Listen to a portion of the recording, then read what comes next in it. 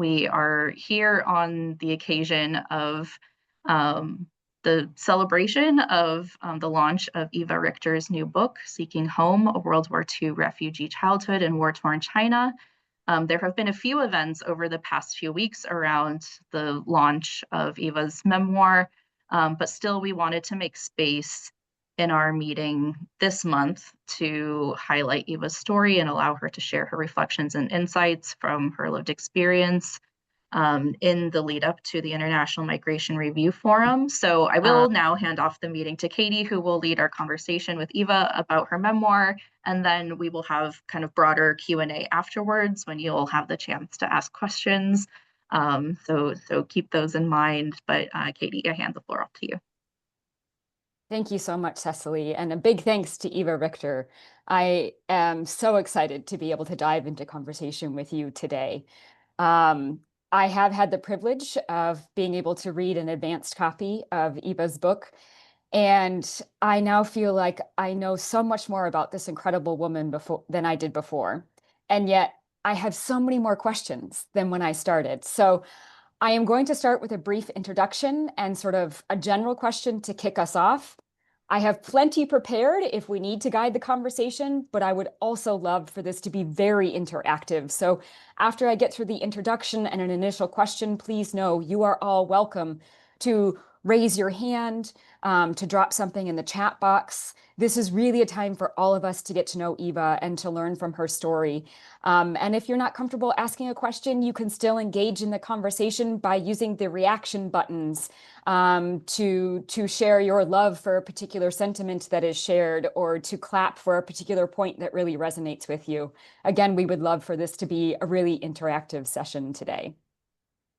So for those of you who have not yet had the pleasure to get to know Eva Richter, it's my honor to provide a brief introduction.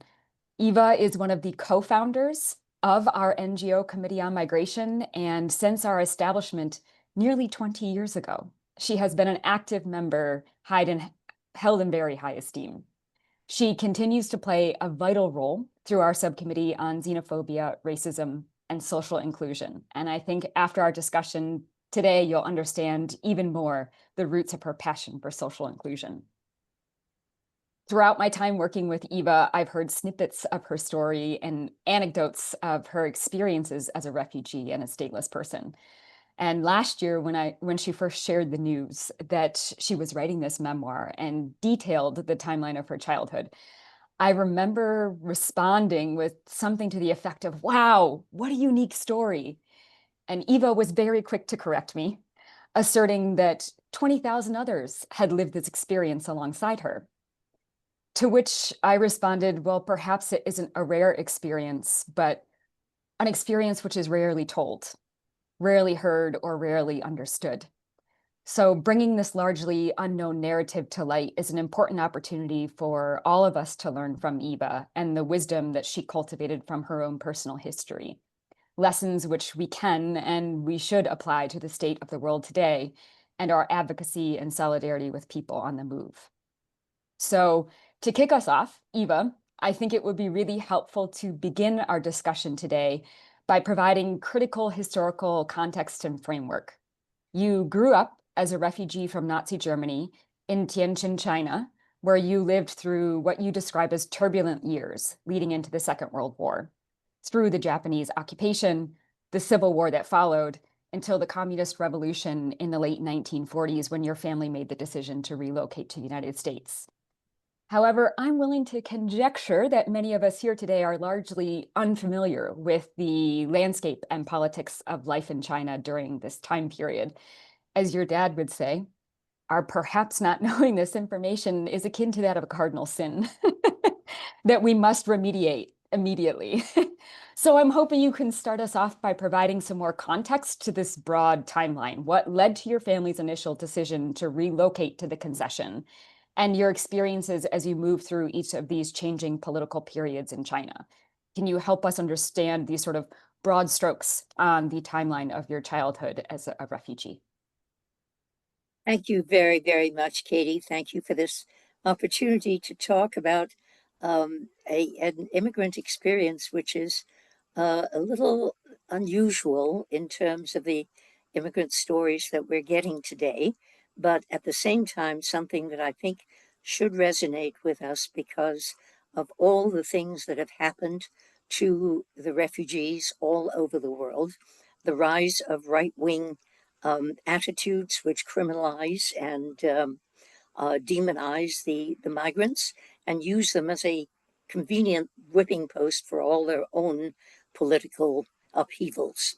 So that's one of the reasons that I think that this may be a story that has some resonances and some interest to people, particularly in this time when I see all kinds of parallels with the very reasons for which we left Germany.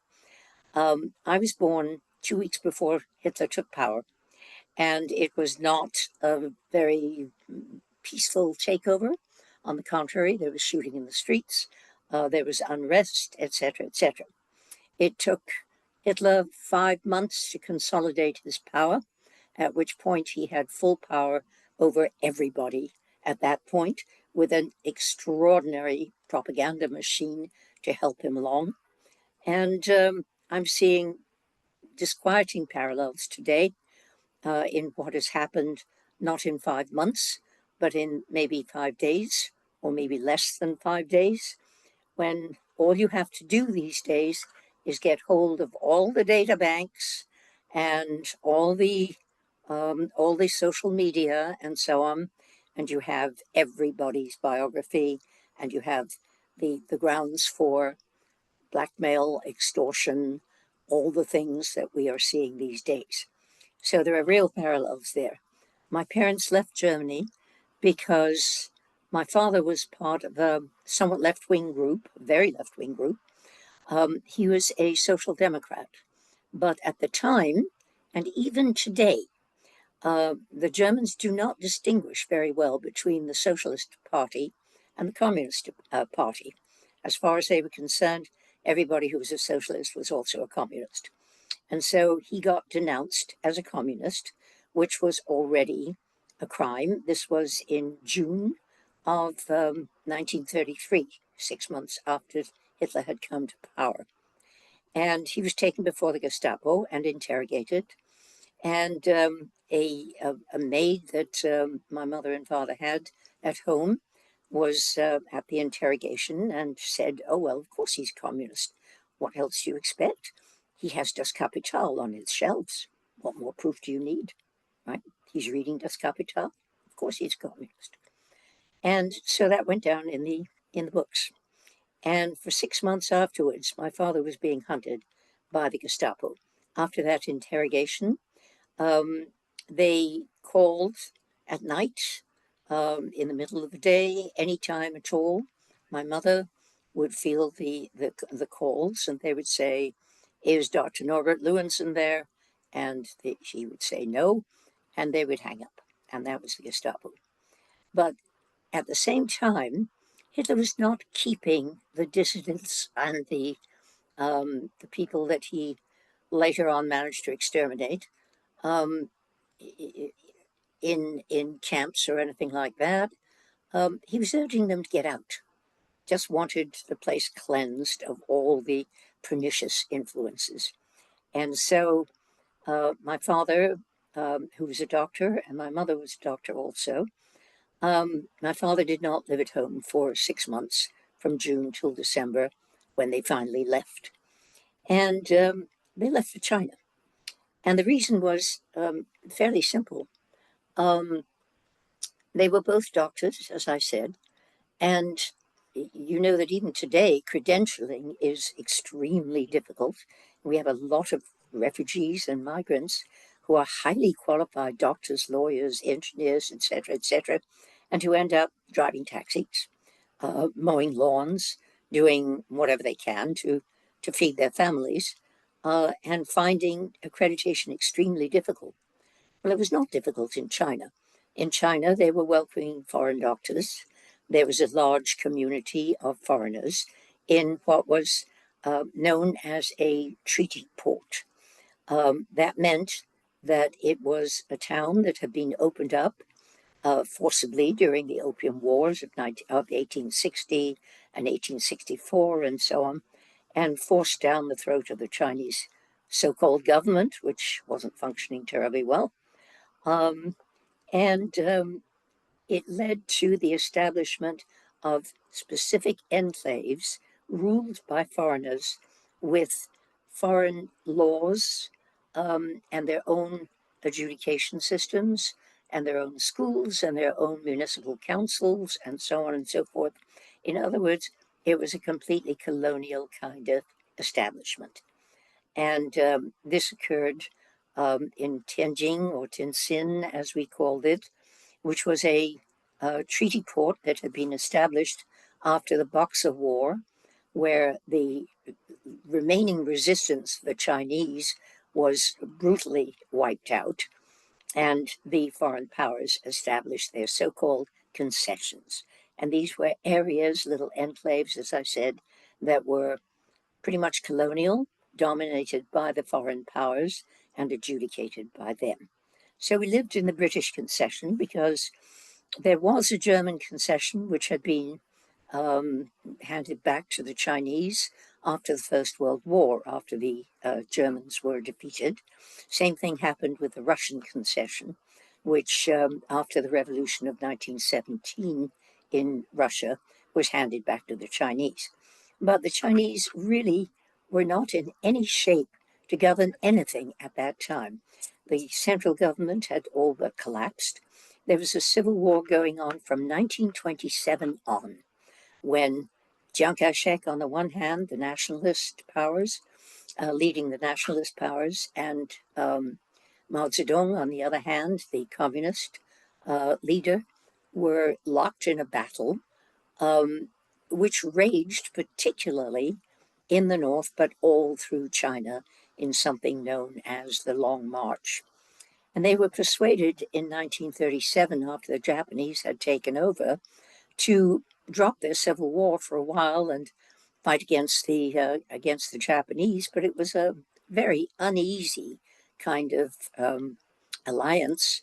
And no sooner were the Japanese defeated in 1945 than they went back to a civil war and finally a revolution. So my parents were welcomed as doctors. They were given immediate reciprocity with their German licenses. They were able immediately to start a practice, get a foothold in some of the hospitals around and so on. Their biggest problem was that they didn't speak any English. They spoke only German and French, and of course Latin and Greek and so on, for all the good that'll do. But no English. So the first thing they did was to sit down and really learn English, right? And they were very well received in the British community and lived an extraordinarily privileged life. Katie asked me yesterday why the Chinese had permitted the foreigners to come in. Well, the truth is that there was no central government worth talking about in 1933 or 34 when my parents got to China. China had more or less collapsed into warring factions with warlords, most of them extremely corrupt, and many of them in cahoots with the Japanese, really exploiting the native population in the worst possible way. And they weren't in any position to say yes, no, or maybe to the foreign powers. Well, that all changed, of course. And so we lived through, first of all, a very colonial kind of life, which was extraordinary for all the privileges that it brought. And I detail them in my memoir. We were attended by a fleet of servants who, took me under their wing and sort of adopted me as one of them, and were endlessly patient with me and wonderful. And then we were occupied by the Japanese, and then we reverted to civil war and breakdown, and finally a revolution where it became obvious that foreigners were not welcome because the Chinese had some reconstruction to do. quite understandably. So this is the story of that time. At the same time that we were in Tin, and I detailed all the things that happened during the war and during the Civil War and so on and so forth, there was a huge contingent of German, Austrian, and Czech refugees in Shanghai. And they were ghettoized there. They were put into an enclave surrounded by barbed wire, overseen by the Japanese, who could be quite brutal, under conditions that were absolutely terrible. But they prevailed and they survived, and they were absolutely amazing in their life in camp. But all of that's been detailed. And when you hear the history of the Far East during the Second World War and whatever refugees there were, it's always the story of Shanghai and Nanjing and everything south of there. But they never, ever look at what happened in the north. And in the north, things were very different. And that is where I grew up.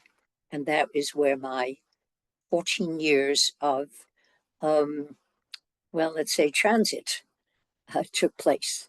I was literally in transit, I think, from Germany to eventually America for 14 years, during which there were these incredible upheavals. And it's an unusual migrant story, but it has resonances. We were, for example, stateless during that whole period. What that meant in terms of our own survival and our flourishing and so on is an interesting story.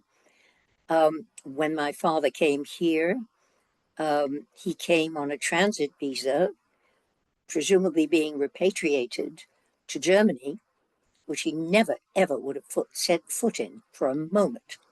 So he overstayed his visa. And he was, of course, an undocumented alien. And as a result, he was under a deportation order, which lasted about 3 years.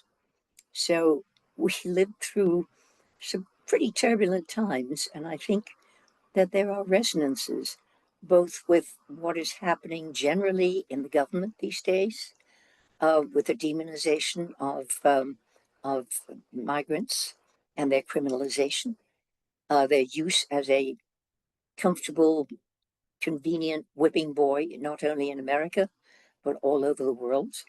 We see deportations to third world countries that are absolutely unconscionable. We see ICE pouncing on defenseless migrants. And it's a terrible situation, which I think might be illuminated by some of the things I had to say. I hope so.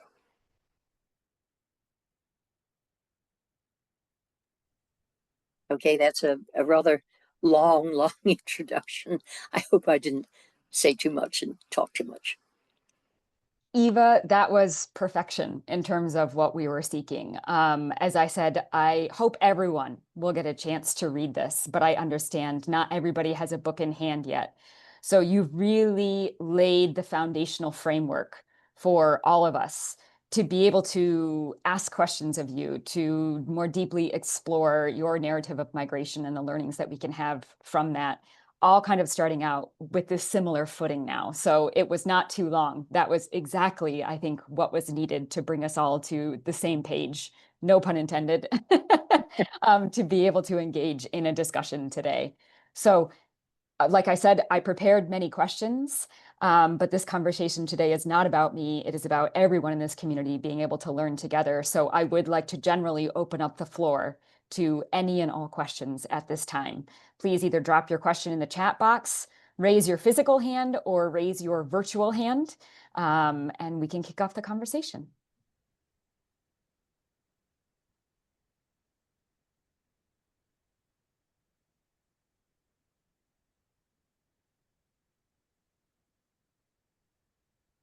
Go ahead, Cecily.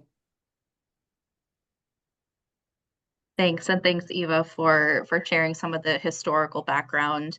You mentioned that you and your family were stateless, and you mentioned some of the different kind of migration statuses that you and your parents held. Could you maybe share more detail about the different statuses that you held in different places and what that meant for you in terms of the issue that you are very passionate about and that you are such a leader in this space for, which is social inclusion? You went from a country where you were very much excluded, so much so that you were encouraged to leave, to a place where there were enclaves, where there wasn't really much integration with the broader Chinese community. You were in very isolated places where culturally those spaces were very different than the country overall. And then, of course, coming to the United States, your father was undocumented. So I was wondering if you could share both some of kind of share the the journey of your different statuses and the statuses of your family and what that meant for you in terms of your social inclusion in those communities. Well, as I said, my father was denounced as a communist, which he was not. He was a social democrat. But it was necessary at that point, really, to leave because otherwise he really would have been taken probably to Dachau, which was not an extermination camp at that time, but in which people did die.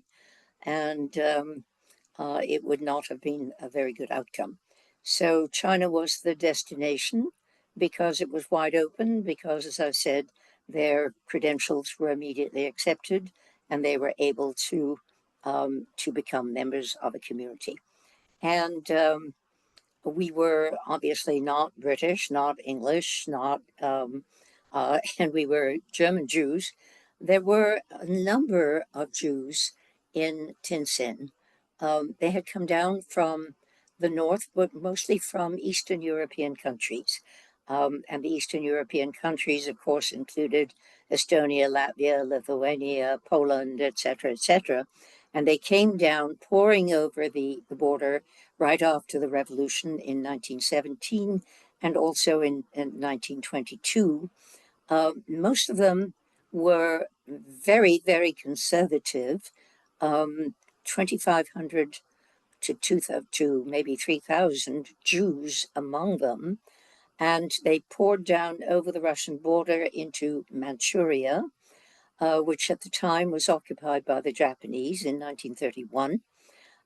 The Japanese were pretty friendly to the Jews. At least one faction of the Japanese were friendly to them because they thought that the Jews were very powerful and they could use them as negotiators with their real enemies, who were the Americans and, all the other forces ranged against them in the various islands and so on that they were claiming. So we had a very peculiar position. First, the Jews went to Harbin in Manchuria, which was a sort of Russian enclave. There were about 500,000 Russians there. And as I said, maybe, several thousand Jews who then migrated to Tientsin. And they established a Jewish house and so on. But there's always been a split in Judaism between the Western Jews and the Eastern Jews. And the Western Jews in Germany were more assimilationists. They wanted to be part of the country. And my family can trace itself back for hundreds of years in the Rhine Valley, but they were never enfranchised as citizens until 1871. And even then, they had a special status. And as we saw, that special status made them particularly vulnerable to Nazism.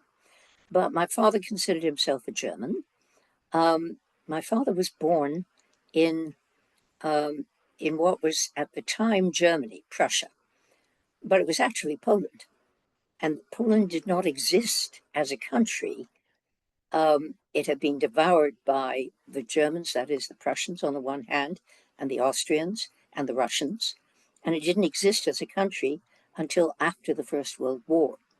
So after the First World War, according to the Treaty of Versailles, it was reconstituted as a country. And then all the Germans that were there were given a choice. Do you want to become a Polish citizen or a German? And my family opted for the German and went back towards Berlin and towards southern Germany, etc., where they settled. So my father had fought in the First World War, and suddenly he found himself disenfranchised by the Germans, who wanted to strip him of his citizenship, and did. He objected and said, look, you know, I was a soldier in the army. I have always been a loyal German. How dare you do this to me? And they said, well, all of that doesn't overcome the fact that you are a Jew. And that's the ultimate crime. So no, you cannot be a citizen. And that was in 1938, specifically for anti-Nazi activities against the Third Reich. So we were in China as stateless. My mother had a very peculiar situation anyway, because she was stateless to begin with. She was only a German citizen from 1928, when she took her qualifying exams to become a doctor, to 1938. And that came about because my grandfather had migrated to America in the 1890s and taken out something called first papers, which was kind of like a green card. So as soon as that happened, the Germans said, well, you're no longer a German and you're an American. The Americans said, no, you're not an American. You just have an equivalent of a green card. So I don't know what you are. And the Germans said, well, as a result, you're stateless, you know. Okay, so they were stateless. But my mother had to take an exam for her medical license, and she had to be a German citizen to be that. So she was a naturalized German. She took out naturalization papers in 1928 and was a German citizen only from 1928 to 1938, when the Germans stripped them of citizenship again. So there we were, and stateless in China, not sure of where we belonged, a small handful of German Jews who were not differentiated from the larger group of about 2,500 to 3,500, mostly Eastern European Jews, who regarded us as, you know, a peculiar little dissident group. We numbered, I found out, about 100 people altogether. That was it, very small group, you know. So during the first years, until the Second World War expanded to the Pacific on Pearl Harbor Day, which was December 8th in China, we were happily residents of the British concession and really very, very much accepted by them and part of a thoroughly colonial life. But of course, everything collapsed at that point. The Japanese had already entered the country, that is China, and taken it over, particularly from Shanghai and Nanjing, where they were absolutely brutal, on down. But in the north, they wanted to colonize. And so they sent in their families. And we ended up living with a Japanese family of 7 in our apartment, dividing the apartment between the Japanese and us. And it made for a very interesting relationship. You know, these German Jews who were stateless and who knew who they were and where they came from and why they were there in the first place. And then the Japanese who were colonizing and sending their families in and building factories and colonializing, you know, and creating what they wanted to see as the greater East Asia co-prosperity sphere. Grandiose names, right? So there we were, sort of caught betwixt and between, but we managed to survive. And then when we wanted to come to the United States, my mother and I had no trouble at all getting visas from the Americans because we were born in Western Germany. And that was, on a quota system wide open, and we had no trouble getting visas to the United States. The only problem was, how were we going to travel? We didn't have any documents. And that's where the UN came in. With the International Refugee Organization, they took over, gave us travel papers so that we could travel to the United States and use our visas. And without that, we would not have been able to travel.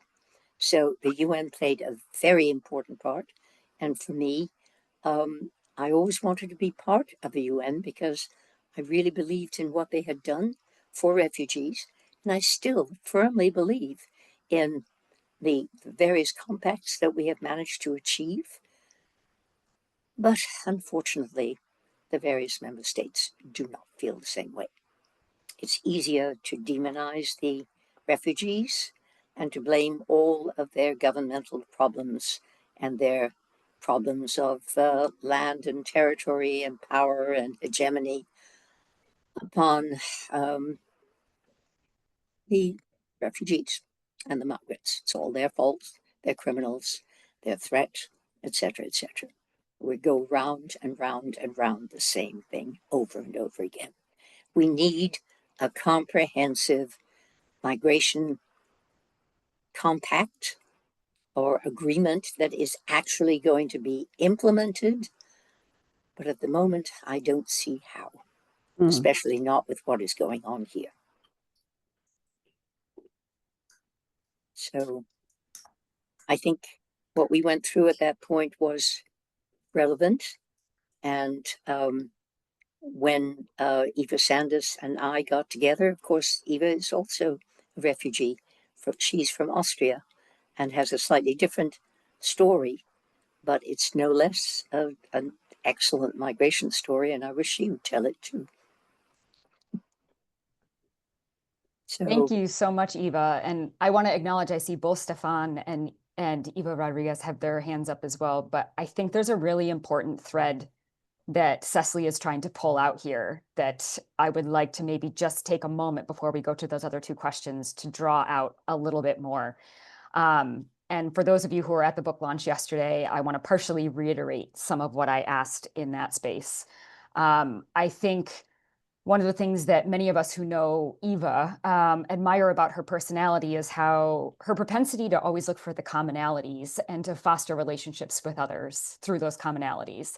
And throughout Eva's memoir, we come to know her through multiple upheavals as she seemingly adeptly navigates and cultivates relationships with a wide variety of individuals, from those of different nationalities, different religions, different education levels, different worldviews, even making friends with those whom others viewed as enemies or as outcasts at times. So on the exterior, it appears as though, Eva, you are very masterfully navigating so many different social circles and circumstances, creating a sense of belonging despite your statelessness.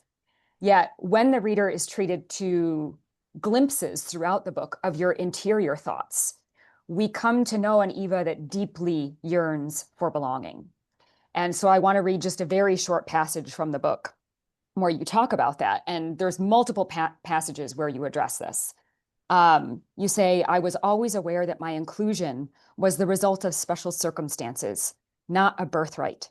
There was always an edge of being set apart, an outsider looking in. Well, you have to be something. What are you? How could I explain that I was not anything? I was nothing. When I tried that answer, the response was great hoots of derision, which made me feel all the more nothing. I now understand after reading this the really deep passion that you have for work on advocacy related to social inclusion. And I think this was the thread that Cecily was really trying to pull out. Social inclusion is something that you desperately searched for in your formative years. And it's the thematic arc of seeking home.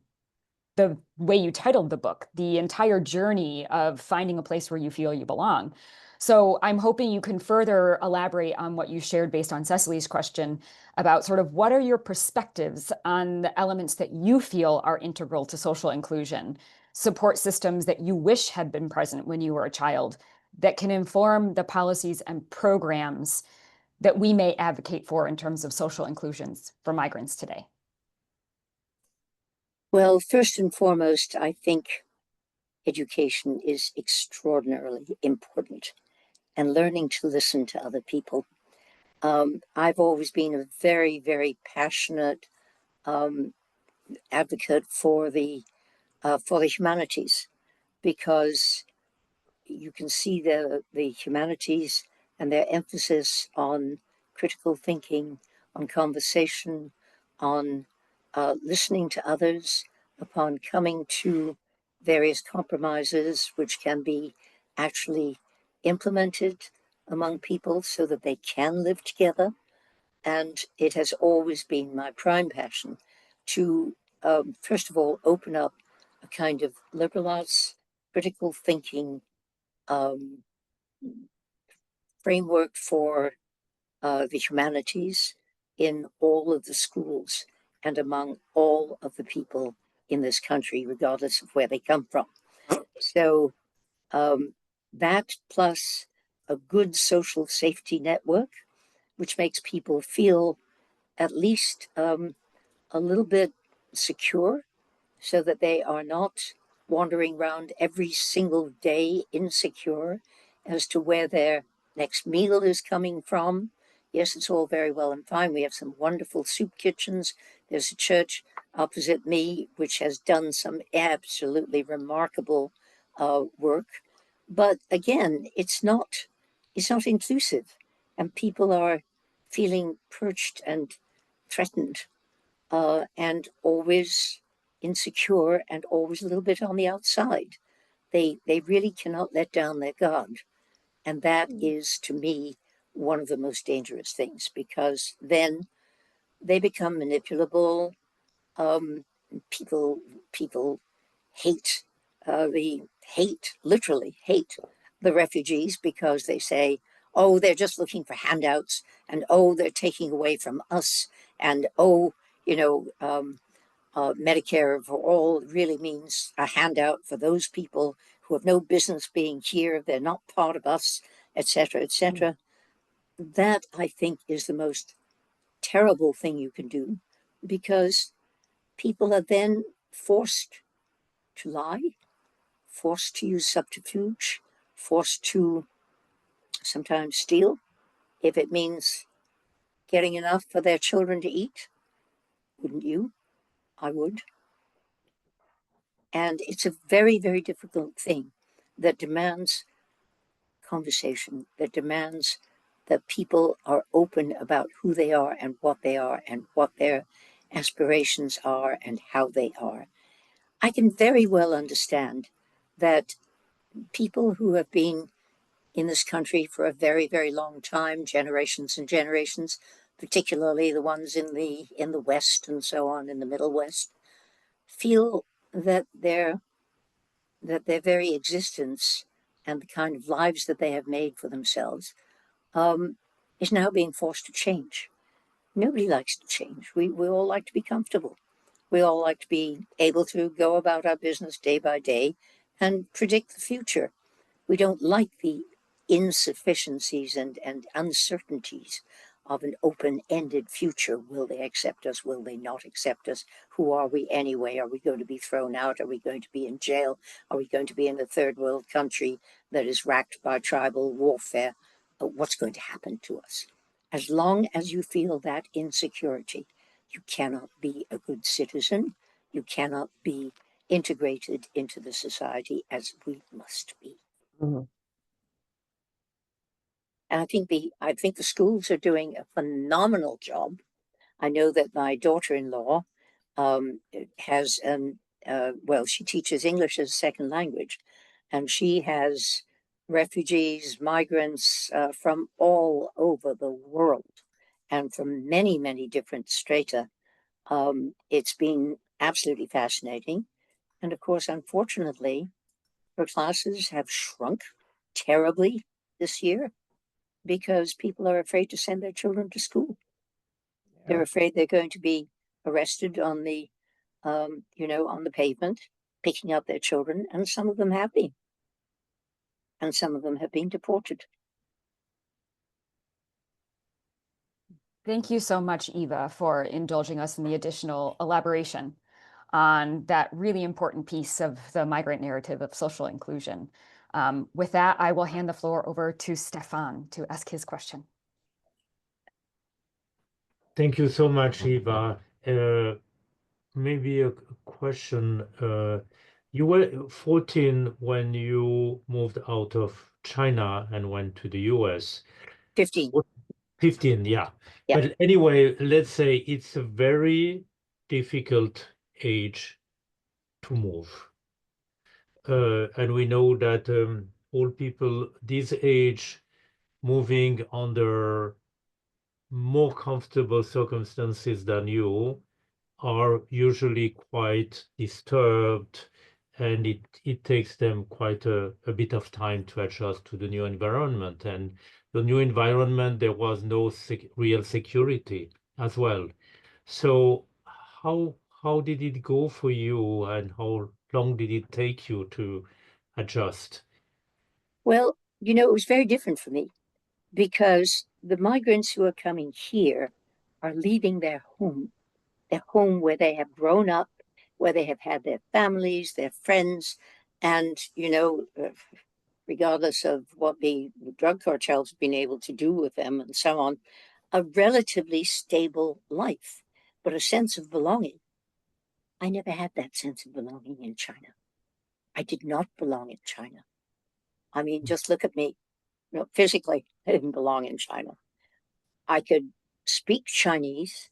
I never learned to read and write it, which is a disgrace, really a disgrace. But we had our own lives. We never really integrated among the Chinese. The idea was always once I graduated from high school, I would go and spend 3 years really learning Chinese to read, write, think. There was a fantastic language school run by Danish missionaries in Beijing, which I was already enrolled in and I was planning to go. But then there was a revolution. We had to leave. And once I got to the United States, I was just eager to become a part of this country. I wanted to become a citizen. And it was during the McCarthy period. And that was a very, very bad period in which anybody who had had anything to do with China was suspect at having, quote, lost China to the communists. And everybody was complicit and everybody was guilty. And I didn't want to go anywhere near Chinese studies and be tarred with the same brush. I just wanted to be safe.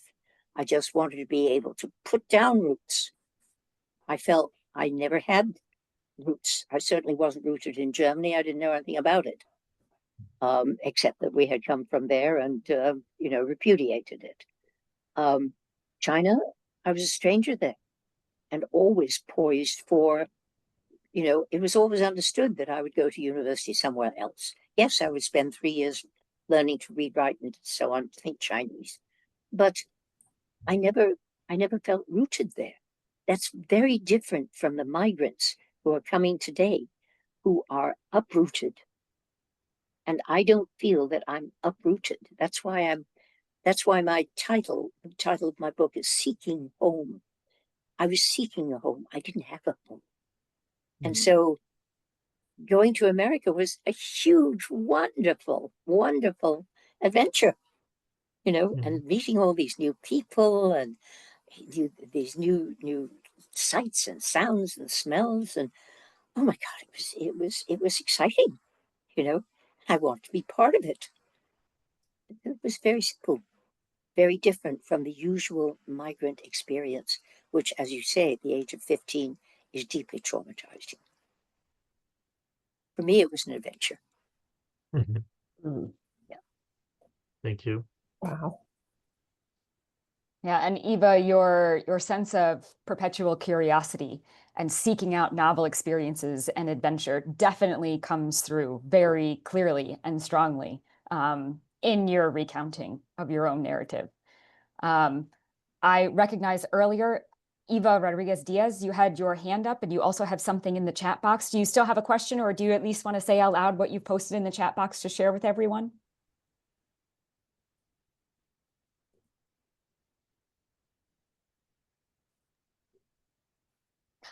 We're not hearing you.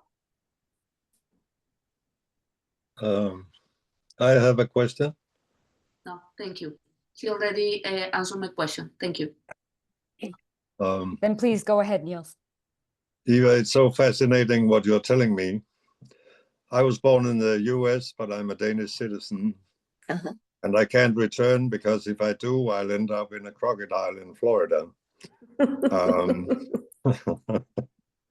But, you know, I have been working around the world with children in 38 countries now. And my conclusion is globalization leads to nationalism because people simply can't cope with a global perspective. There's a brilliant American novel called Middlesex. You know that one? Oh, yes, I do. Yeah, and it's the same theme as what you are writing about. Two young people, a brother and a sister, who are caught in the battle between Greece and Turkey, and they end up in America. I was thinking about it while you spoke. I know all the history about China and Poland and so on, but I'm really wondering, you know, Greeks and Turks used to live together, Israelis and Palestinians used to live together, Japanese and Chinese used to live together in peace, and the same in America. So what I'm seeing is that people are so afraid that they all become nationalists, also in Denmark. I mean, my government, they want to export refugees to Rwanda and pay them for it, while I work with children in Rwanda. So what do you think about the effects of is it the effects of globalization that makes people so afraid, too much to cope with, or what do you think? I think it's the breakdown into a kind of tribalism. You know, the whole idea of a multicultural society is something that America has frankly had difficulty with from the very beginning. They had difficulty integrating the first settlers. They had difficulty integrating the second settlers, who were the Germans.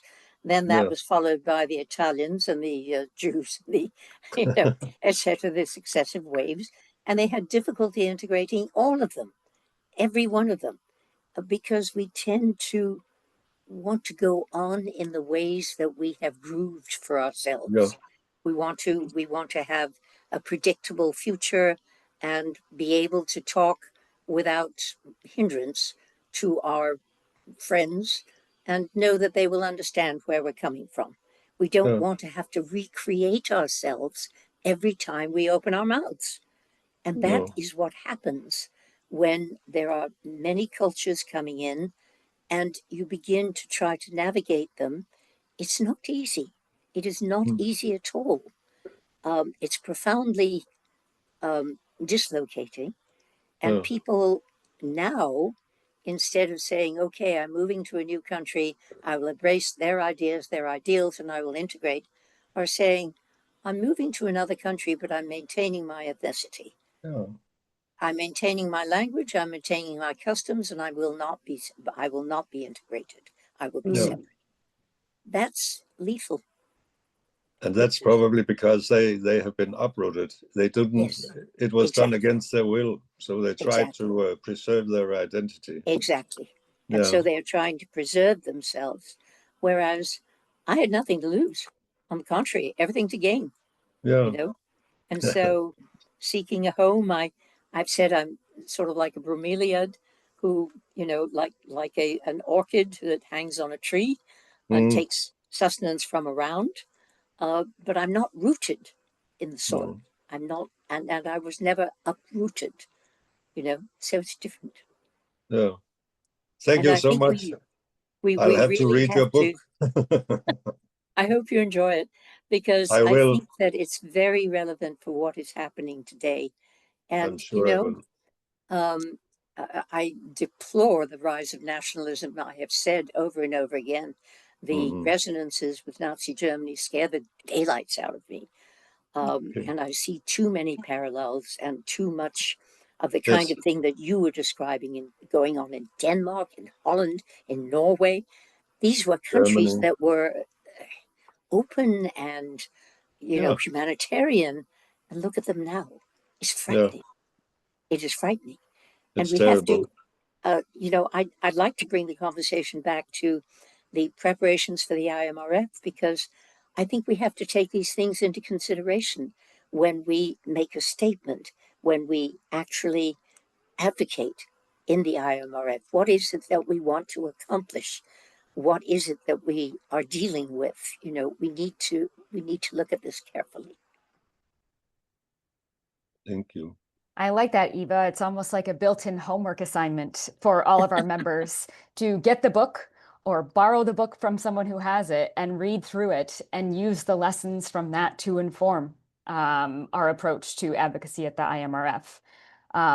Before I sort of bring us to a conclusion, there is one more question in the chat box that I want to make sure to bring forward. Nerman had asked, you accepted German citizenship not so long ago. How did that journey evolve? And I'm curious to hear that, Eva, also in the context of how that journey was different for you than it was from your father. In the book, you detail how your parents brought a jar of German soil with them when you first went to China, and what that meant as they carried it with them wherever you lived. But then later in life, your dad making a very conscious decision never to step back on that soil again. So I'm curious if you could talk about accepting that German citizenship and how that acceptance differed from that of the different experiences of different family members. Well, I think there were equal parts of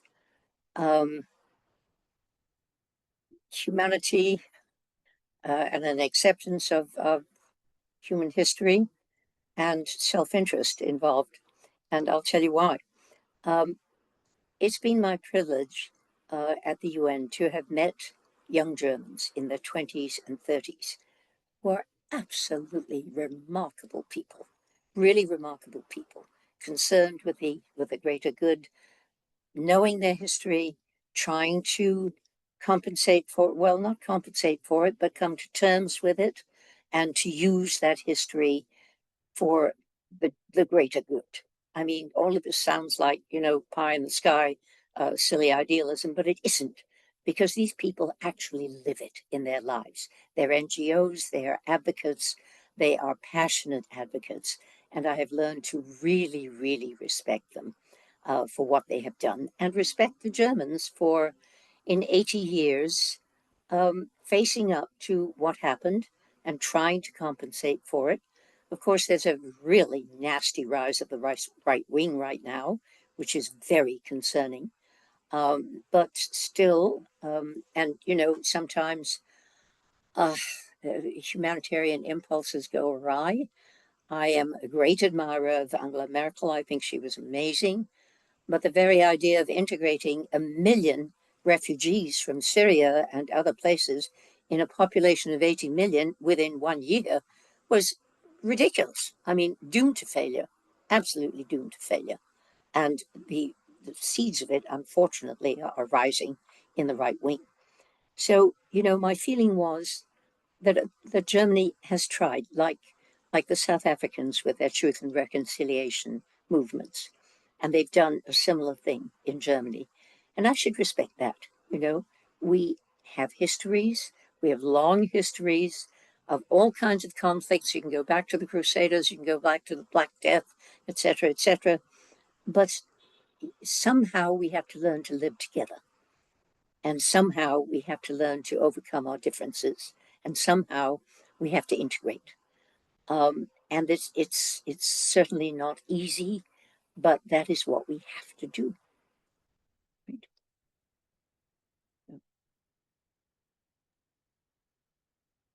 Thank you so much, Eva. Um, I'm hoping that this has really inspired everyone to want to get to know you even more and to want to learn more about your story. Every time I've heard you tell a bit more of it, you always frame the discussion as your very privileged experience. And although I think we can admit there are portions of it that are privileged, this is also a story about a lot of courage, a lot of grit, a lot of development of resilience, about journeying with you as you learn to find your moral compass, as you try and navigate, deciding how and when to use your voice, when to intervene and when to not. And so I really, really, really hope that everyone who wants to is able to get their hands on a copy of this book, whether it's physical or digital, in order to dive deeper into that, because I think there's lessons for everyone. And if you allow me to, Eva, I would love to close with a quote from your book. So you say, I am different in China from who and what I am in New York. China is my childhood home, my inner core. Tinsin memories infused with seductive nostalgia lull me. But Tinsin China is not, was not my home. It was, it wasn't, it is, it isn't my home. Nor was any other country or city mine. I was stateless in China. I am an American now. I am also a German citizen, once again. I have lived and worked in the United States for more than 70 years. I have a family here, a husband for 53 years, children and grandchildren born here. Growing up, I belonged nowhere and everywhere. Now, I belong somewhere, and I belong everywhere. Everywhere I have found strange, warm, and unexpected welcomes and unaccountable rejections. I was dependent and independent, a child for a very long time, and an adult early. It has been a very ordinary life and also a very unusual one. So I think I speak for everyone here when I say thank you so much. Immense gratitude to your willingness to share the narrative of your, what we are going to call an extraordinary life with the world. Thank you, Eva. Thank you. Let me just say one more thing about the taking back the German citizenship. My father would be rolling in his grave, I know. But, you know, part of it was a matter of self-interest as well, because I was able to hand that citizenship, which is EU citizenship, to my sons and grandchildren. And one son and one grandchildren have taken it. And that means that when my granddaughter Shani goes to Spain, for example, wants to enter the university and learn Spanish and become really fluent in it, as she does, she can work. She's a member of the EU. And that was a lot of self-interest there.